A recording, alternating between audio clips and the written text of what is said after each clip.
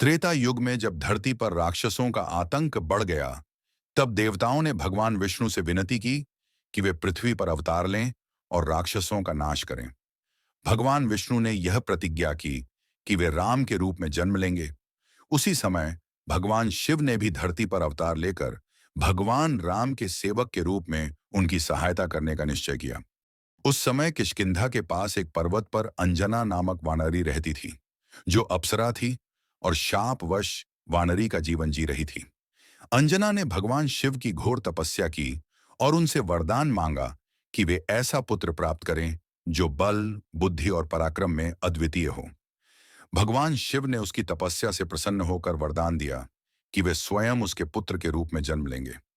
अंजना का विवाह वानरराज केसरी से हुआ, जो बहुत ही पराक्रमी और धर्मपरायण राजा थे। एक दिन अंजना पर्वत की चोटी पर बैठकर भगवान शिव की आराधना कर रही थी। उसी समय दशरथ ने पुत्रेष्ठि यज्ञ करवाया, जिसमें अग्निदेव ने उन्हें दिव्य खीर दी। जब राजा दशरथ अपनी तीनों रानियों को खीर दे रहे थे, तभी भगवान वायु ने उस खीर का एक अंश अंजना के हाथों में डाल दिया।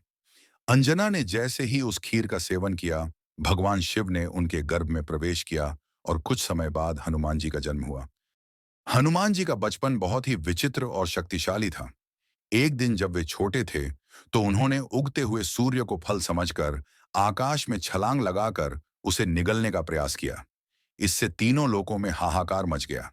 तब इंद्रदेव ने अपने वज्र से हनुमान जी को मारा, जिससे वे मूर्छित होकर धरती पर गिर गए। ये देखकर वायुदेव को बहुत क्रोध आया और उन्होंने संसार में वायु का संचार रोक दिया। पूरे संसार में हाहाकार मच गया। तब सभी देवताओं ने आकर हनुमान जी को अनेक वरदान दिए। ब्रह्मा जी ने अमृता का वरदान दिया। विष्णु जी ने कहा कि उन्हें कोई भी शस्त्र पराजित नहीं कर सकेगा। इंद्रदेव ने अपने वज्र से रक्षा का आशीर्वाद दिया। सूर्यदेव ने उन्हें ज्ञान का भंडार दिया।